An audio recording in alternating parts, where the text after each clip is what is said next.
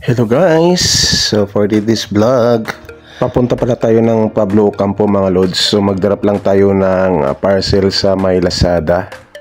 So dito lang po yan sa may Malate, Manila mga lods. Malapit po yan sa may Vito Cruz. So may nadaanan lang po tayong muntik na po na disgrasya mga lods. Sa aking pag-ano lang, so dapat tandaan lang po talaga. Kahit hindi man yan pedestrian lane, kasi hindi natin masasabi na may mga tao din na tumatawid dyan at gumagamit din ng mga kalsada mga lods. So sa atin lang, respeto lang sa bawat kapwa nating mga motorista or sa mga pedestrian na tumatawid sa kalsada din, na gumagamit sa mga kalsada.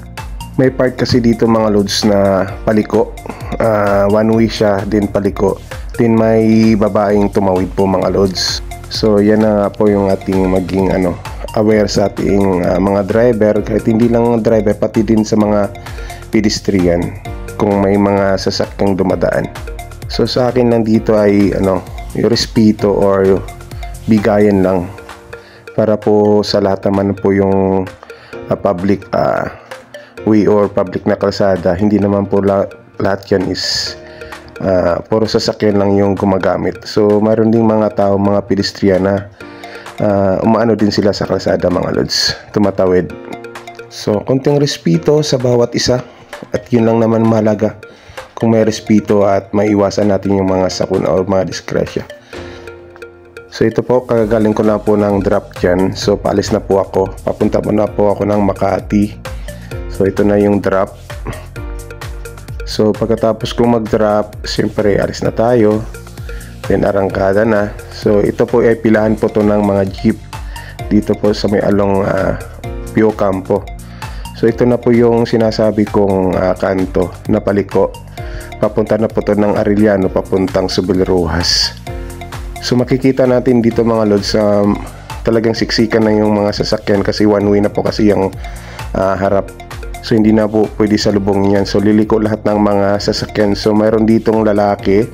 Ayan. So syempre nakita na nila yan. So yung isang babae na yan, yun muntik na po yun mga lods. So, kaya imposible hindi nakita ng driver yan na tumatawid o nabulaga lang siya.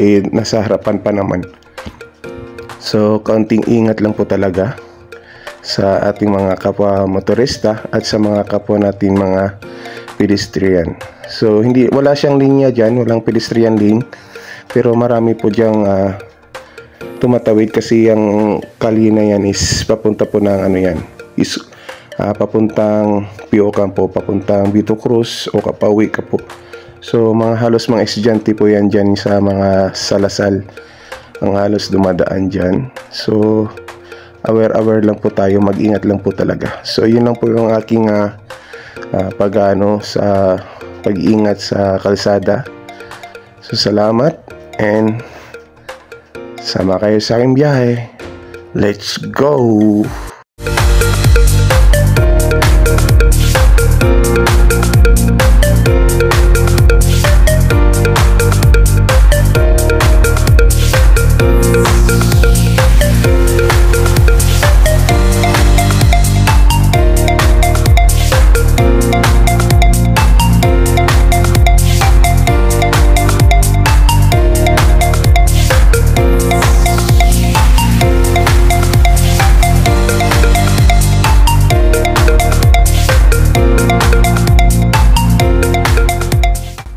Kung bago lang po kayo sa aking channel, please subscribe and hit the notification bell para updated kayo sa mga video mga lods.